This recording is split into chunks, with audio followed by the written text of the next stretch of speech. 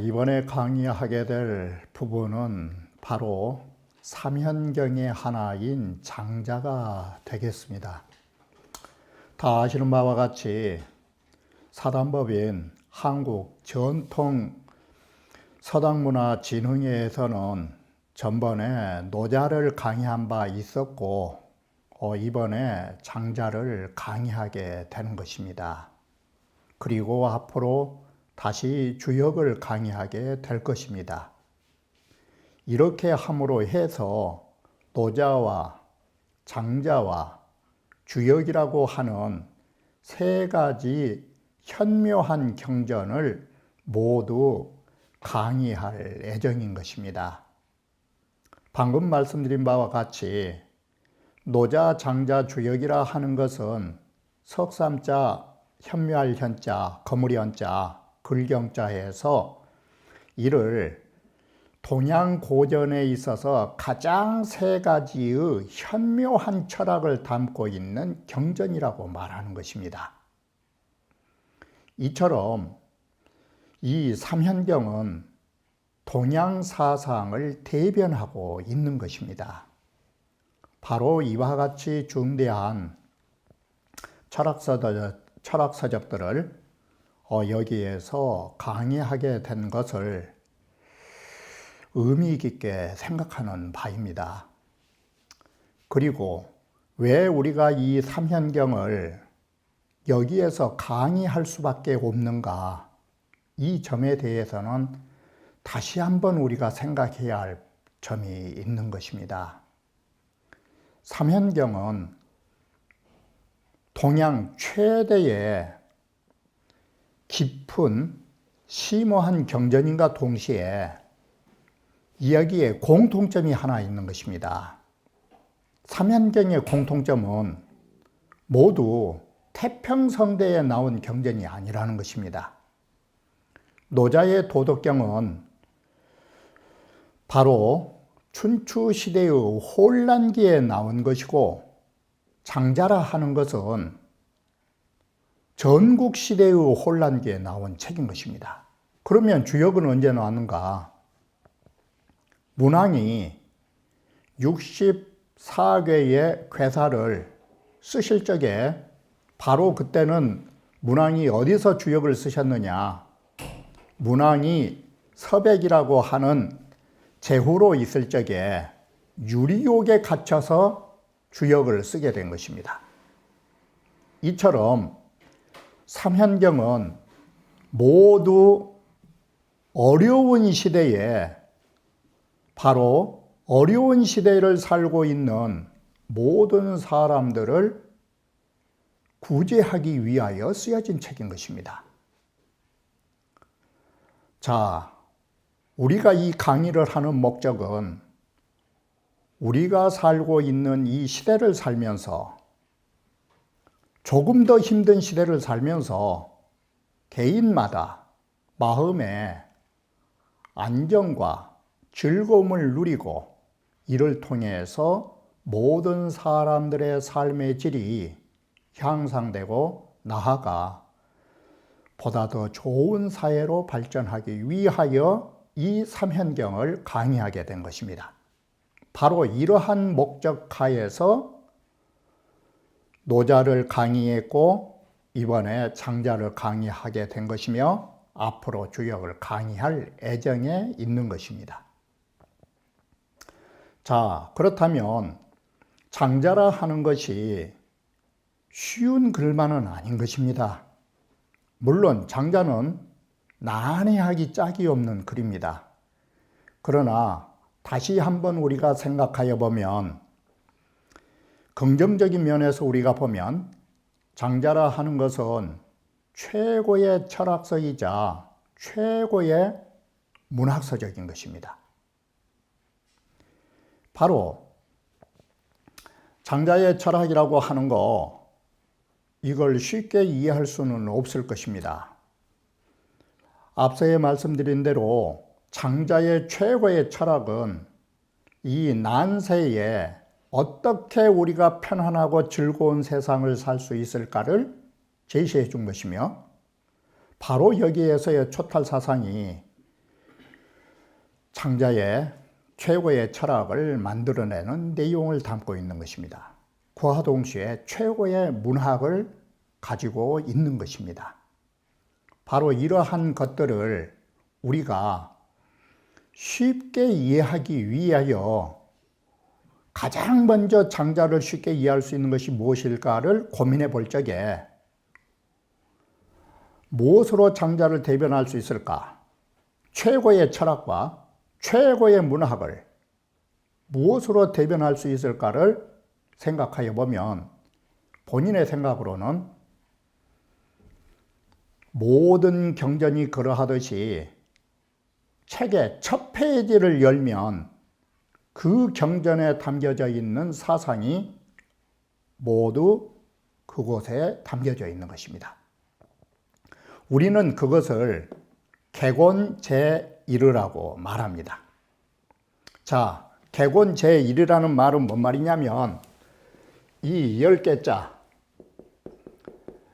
채권자, 책을 첫 장을 펼치면 거기에는 최고의, 그 사람이 지향하는 최고의 의미가 담겨져 있는 것입니다. 장자의 첫 편은 소요유인 것입니다. 소요유 첫 장은 장자의 사상을 대변하고 있는 것입니다.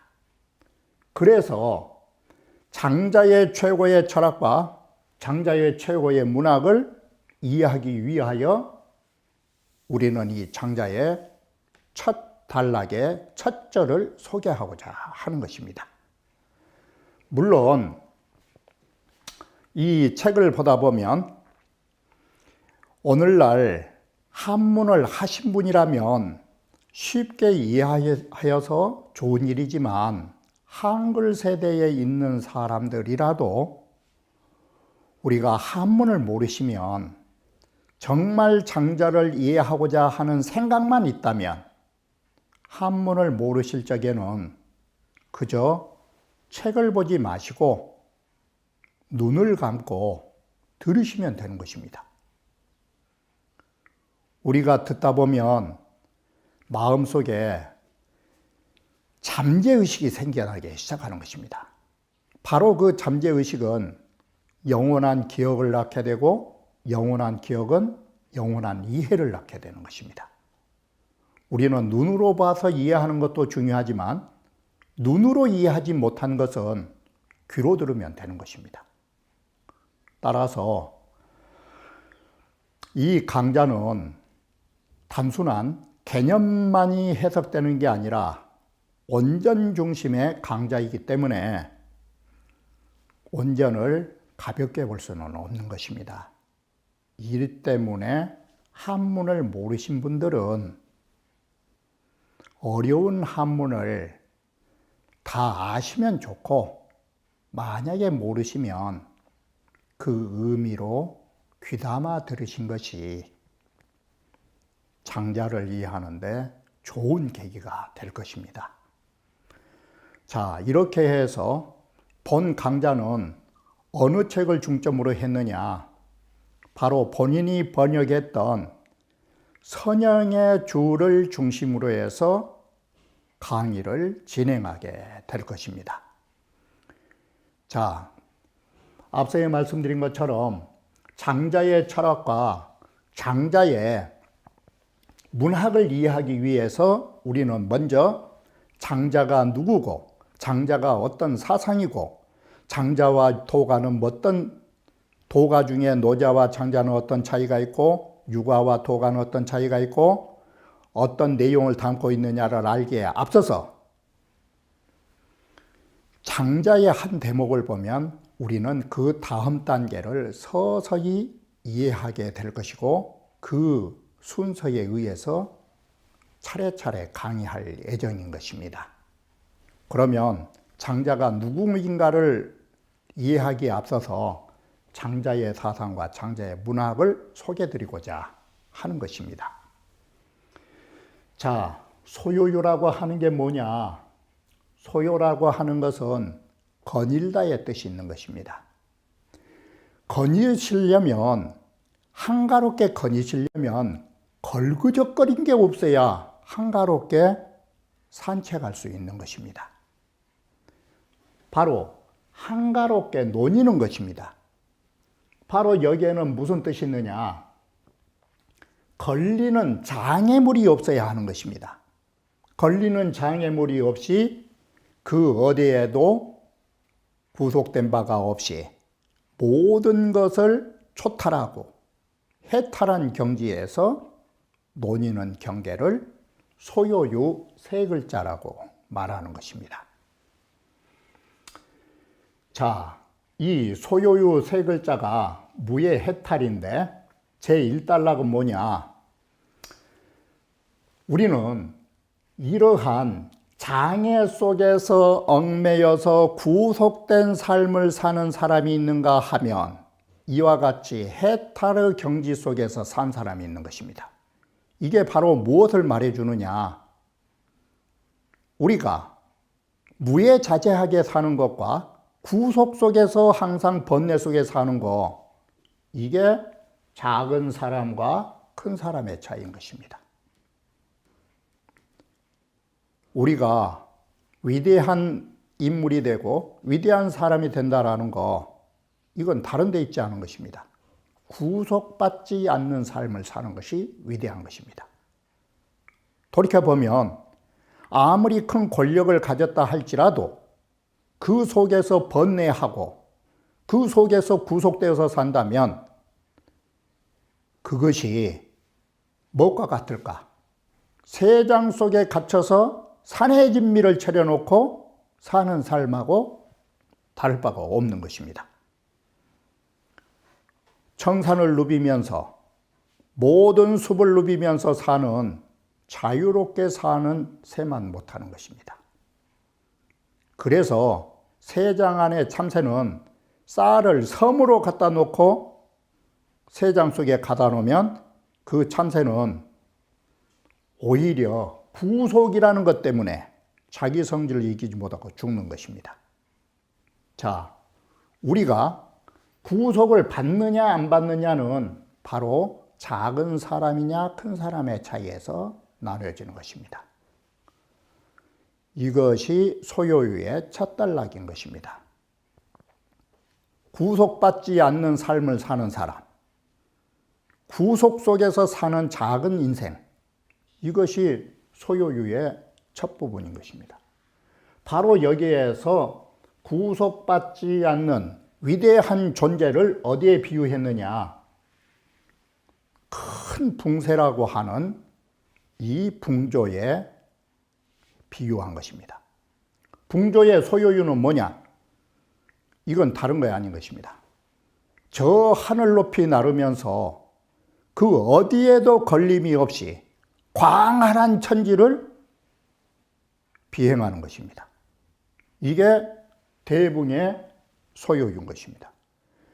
바꿔 말하면 큰 붕조는 나무 가지 하나 그 어디에도 걸림이 없이 호를 날아가는 광대한 천지를 비상하는 그 경지가 대붕의 소요유이자 이것이 장자가 지향하는 대붕의 인물이 누구일까? 그것이 뒤에서 나오게 되는 대붕의 비유는 장자가 최고로 지향하는 지인을 말하는 것입니다. 바로 이와 같이 최고의 인격의 자유로운 삶을 우리는 소요유라고 말하는 것입니다. 자, 그렇다면 이 본문에서 어떻게 썼느냐? 자, 장자의 첫 대목이 북맹에 유어하니 저 북쪽 바다에 물고기가 있나니 기명이곤이라. 자, 그 물고기의 이름을 고너라고 하는 물고기가 있었다. 고너라고 한다. 그런데 곤지대 부지기 기천리하오 큰 바다에, 북쪽 큰 바다에, 북맹이라는 것은 글자만 바꾸면 북해인데, 이 북해에 큰 물고기가 있다. 그게 권어다. 그런데 권어의 이 크기가 어찌나 크든지 기천리, 몇 천리, 그 몸이 몇 천리나 되는지 알 길이 없는 큰 물고기였더라. 그런데 이런 큰 물고기가 화이조하니 변화해서 새로 날게 되었다고. 물속에 잠겨있던 물고기가 이제는 물속에서 살지 않고 호를 창공을 나는 새로 변신했다, 이 소리인 것입니다. 변화하여 물이 되었나, 새가 되었나니, 자, 권어가 새로 변신을 했는데 그 변신한 새의 이름이 뭐냐? 기명이 붕이라. 그 이름을 붕조라 하였다. 붕지배, 원래 권어가 큰 물건이 변신한 새이기 때문에 붕조의 크기도 어느 정도였느냐? 붕조의 크기를 알기 위해서 여기에 등배자를 써놓은 것입니다. 권어의 등짝이 부지기기 천리하니 그 몇 천리나 되는지 알 수 없는 큰 새이었다고. 이와 같이. 자, 이렇게 큰 물고기가 변신을 해서 붕조가 되었고, 이렇게 큰 붕조는 로이비에, 성내서 난다라는 말은 날개를 크게 퍼덕거리고 날아가매, 기익이, 붕조의 기시, 날개가 약 수천지운이러라. 이 뒤에서 다음에 자세히 이야기하겠지만, 숫자는 하늘에 드리워진 구름이 아니라 하늘 가에, 즉 변천지운, 쉽게 말하면 천변지운, 하늘 가에 구름처럼 붕조의 날개가 하늘을 뒤덮고 있는 구름만큼이나 큰 날개를 퍼덕거리고 날아가고 있다고. 자, 이렇게 큰 날개를 가지고 어디를 날아갔을까? 시조야. 바로 이 붕조는 해운즉 바람이 일어나야 붕조는 날아가는 것입니다. 그래서 해운이란 말은 뭔 말이냐? 바다가 태풍이 불어줘야 이 소리를 바다가 움직여야, 바다가 움직여서 태풍이 일어날 때를 해운이라고 하는 것입니다.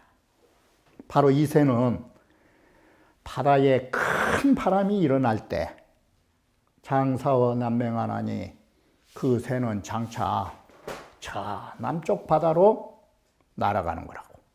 다시 말하면 이 글을 보면 쉽게 말해서 북맹에서 시작해서 남맹으로 끝이 난 것입니다. 이쪽 끝에서 저쪽 끝까지 갈 수 있는 데까지 다 간다, 이 소리인 것입니다. 이게 이렇게 해서 남쪽 바다로 간다. 그 남쪽 바다를 뭐라 하느냐? 남쪽 바다를 그 이름하여 천지라고도 말한다. 바다의 이름을. 이와 같이 붕조는 저 북쪽에서 남쪽 끝을 날아가는 새라고.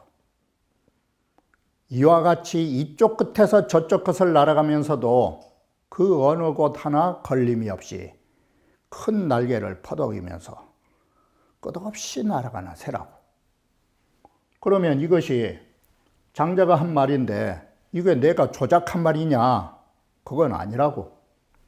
다른 글을 갖다가 인용해서 자신의 말을 증명하고 있는 것입니다. 그게 어떤 책이냐? 재해라는 책인 것입니다. 재해라는 책이 있는데 이 재해라는 책 이름인데, 재해라는 책은 어떤 성질의 책을 말하느냐? 지괴자야라.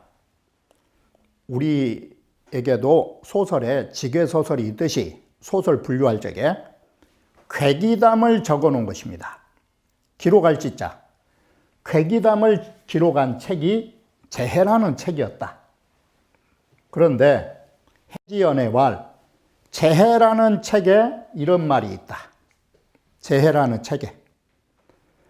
내가 붕조를 만들어낸 게 아니고 재해라는 책에도 내 말과 같게 똑같이 있다.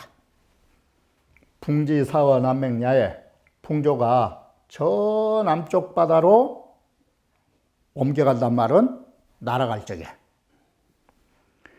수격 삼천리하야, 물 위로 삼천리를 날개를 퍼덕거리고 치고 간다. 이 말은 뭔 말이냐면, 큰 비행기가 뜨려면 큰 활주로에서 한참 탄력을 받을 때까지 날아가듯이 붕조가 워낙 크니까 물로 삼천리를 간단 말은 뭔 말이냐면, 날기 시작해서 활공할 때까지 이 거리가 삼천리가 된다, 이 소리인 것입니다. 물 위로 퍼덕거리면서. 그래가지고 박부요이 상자, 이 부요가 폭풍의 이름인 것입니다. 이 부요라는 폭풍이 앞에서 말한 해운입니다. 바다에 부는 이 부요라는 폭풍이 불어주면 그 폭풍이 마치 항공모함에서 비행기 띄우듯이, 비행기가 날아갈 때 항공모함에서 비행기가 가면 아래에서 바람으로 튀겨주듯이 폭풍이 붕조를 튀겨줄 때 붕조가 날개를 힘차게 차면서 올라가기를, 폭풍을 타고 올라가기를 몇 리까지 올라가느냐? 9만리까지 올라간다라는 것입니다. 9만리라는 것은 하늘 높이 9만리를 올라가게 된다. 그래가지고 남맹으로 간다. 그런데 방금 말한 이 부요라는 폭풍은 어느 때 부는 바람이냐? 6월 달에 숨 쉴 식자가 바다가 숨을 한번 내쉬었더니 폭풍이란 것입니다. 바로 바꿔 말하면 6월식이란 뭐냐? 6월에 숨 쉰다 소리는 6월 달에 부는 폭풍이란 소리가 되는 것입니다. 자, 6월 달에 폭풍으로서 남쪽 바다로 날아가는 새라고, 이와 같이 재해라는 책에도 내가 하는 말과 똑같은 내용이 있다. 이게 바로 이것이 붕조가 날아가는 것이다. 이것이 붕조가 남쪽 바다로 날아간다는 것이 소요유의 세계다. 이것이. 그러면 지금 우리가 보는 데에는 먼저 문학으로 보시면 붕조라고 하는 거나 고너라고 하는 것은 마치 전설 속에서나 나올 수 있는 것입니다. 이것은 어디까지나 이건 비유인 것입니다. 그리고 동시에 이것은 우언입니다. 뜻을 담고 말하는 것입니다. 그러면 왜 우리가 문학에 있어서 이런 비유사와 우언을 쓰게 되느냐? 공자가 말씀하셨듯이 서불지는요, 이 글이라는 거 아무리 쓰려고 해도 내 하고 싶은 말을 다 쓸 수는 없는 것이다. 그리고 언불지니라, 내가 설령 말을 다 하려고 해도 내가 말하고자 하는 뜻을 다 할 수는 없는 것이다. 글로 다 쓸 수 없고 말로 표현할 수 없는 뜻을 함축적으로 말하려고 하다 보니까 비유사와 우언을 쓰게 되는 것입니다. 말로 다 할 수 없는 부분, 뭔가 내가 하고 싶은 생각을 다 표현할 수 없을 때 가장 함축적이고 다중적인 그것을 비유와 우언에 담은 것입니다. 이것이. 자, 지금 방금 보신 문장에 의해서만 보더라도 이 장자의 문장의 특색인데, 지금 우리가 봤던 이 문학적으로만 먼저 보면 이 문장은 어떠느냐. 왕양자자. 왕양은 넓은 바다를 말하는 것이고, 왕양자사. 자사라는 것은 거침없이. 지금 보신 바와 같이 장자의 문장은 정말로 큰 바다에 끝없는 바다처럼, 그리고 거침이 없는 문장을 쓰고 있다. 이게 첫 번째다. 두 번째, 괴려, 괴율. 괴려라는 말은 이건 아름답다의 뜻인 것입니다. 이렇게 아름다운 문장을 수식하는 것입니다. 그리고 괴율. 이 괴율이라고 하는 것은 속일 꾀자, 속일 율자인데, 여기에서는 속임수가 있단 말이 아니라 괴율이란 말은 기이하다라는 뜻인 것입니다. 바로 장자의 문장은 이와 같이 아름다우면서도 기이한 문장을 쓰는 것입니다. 바로 이것이 문장에 나타나는 아름다움인 것입니다. 그럼 내용은 뭐냐? 추로 진해. 사람들이 생각할 수도 없는 세속 밖으로 초월하고 있다는 것입니다. 바로 이것이 지금 소요유의 한 대목만 봐도 장자의 문장의 특색 세 가지가 나타나는 것입니다. 바로 이와 같이 세속을 초탈한 문장을 가지고 장자는 무엇을 위해서 글을 쓰고 있느냐? 장자의 문장은 독여천지로 유독 장자는 천지의 대자연으로 정신이 왕래라. 장자의 정신은 바로 거기에 자유자재로 오가고 있는 문장을 쓰고 있는 것입니다. 이게 장자의 문장인 것입니다. 바로 이러한 문학성 때문에 장자는 어떻게 말을 했느냐? 선진의 문학의 도가와 유가의 경전이 그렇게 많아도 장자만큼 양적으로 많은 책이 없고 사상으로 깊은 책이 없는 것입니다. 이런 면에서 장자의 문학은 선진 제1의 문학으로 치는 것입니다. 바로 이것이 바로 장자가 가지고 있는 대문호라 하기에 손색이 없는 것입니다. 문장이라고 하는 거 어떤 역할을 하느냐? 춘추에서도 말했듯이 언지불문이면 말이 아무리 좋은 철학을 가지고 있어도 문학을 이루지 못하면 행지불언이라. 그것은 오랜 세상 전해질 수 없는 것입니다. 장자의 사상이 이렇게 훌륭하게, 사상 자체도 훌륭하지만 장자의 아름다운 문장은 장자의 사상을 더 아름답게 금상첨화로 만들어 놓은 것입니다. 이게 장자의 문학인 것입니다. 자, 철학적인 의미에서 보면 북맹은 뭐냐? 한마디로 큰 바다인 것입니다. 권어는 뭐냐? 큰 땅에 큰 물건인 것입니다. 이와 같이 위대한 물건이 있는 것입니다. 위대한 물건은 위대하게 변할 수 있는 것입니다. 이게. 자, 우리 쉽게 표현하면 원래 번데기는 적어 놓으니까 거기에서 날개가 나와도 별것도 없는 것입니다.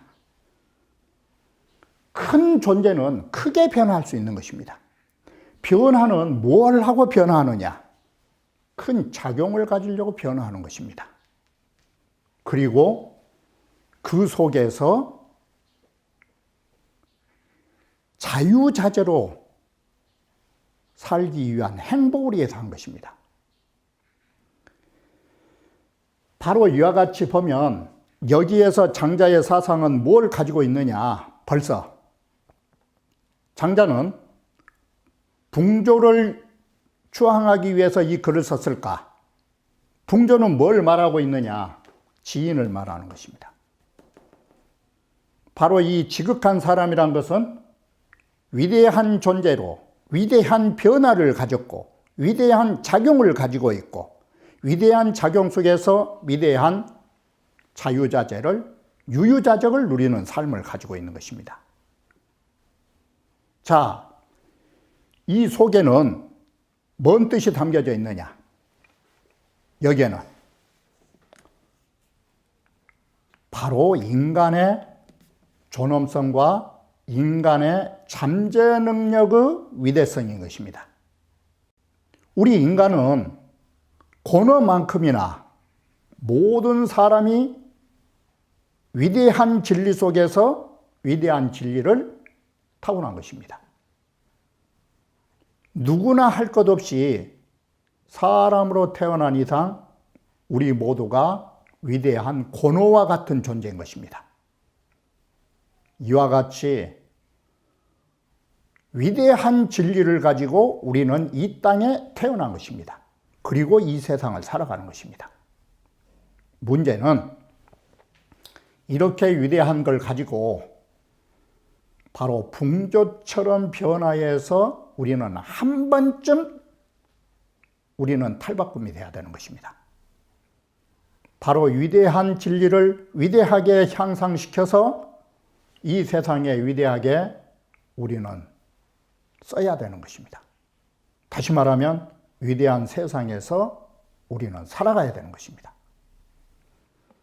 그 속에서 유유자적하는 삶, 그 어디에도 구속받지 않는 주제적인 삶, 바로 내가 주인으로서 그 누구에도 구속받지 않고 유유자적하는 삶을 창자는 소요유 몇 글자에서 표현하고 있는 것입니다. 이게 창자의 사상인 것입니다. 바로 모든 사람들이 참새나 뱁새가 되지 말고 위대한 봉황처럼 살 수 있는 능력을 가지고 있다는 것. 인간의 위대함의 발견. 그러한 위대한 인간을 가지고 우리가 위대하게 살자라고 하는 것. 이게 장자의 철학인 것입니다. 바로 위대한 삶이라고 하는 거 간단하게 말하면 구속받는 삶, 이건 작은 인간인 것입니다. 구속받지 않는 삶, 유유자적하고 대자연과 함께 할 수 있는 인간, 그러한 인생의 행복, 이게 장자가 생각하는 소유유의 세계이고 구속받지 않는 무해해탈은 그 존재로 말하면 지인이 되는 것입니다. 지극한 사람. 자, 이러한 사상을 장자의 원문과 아울러서 하나하나 풀어가게 될 것입니다.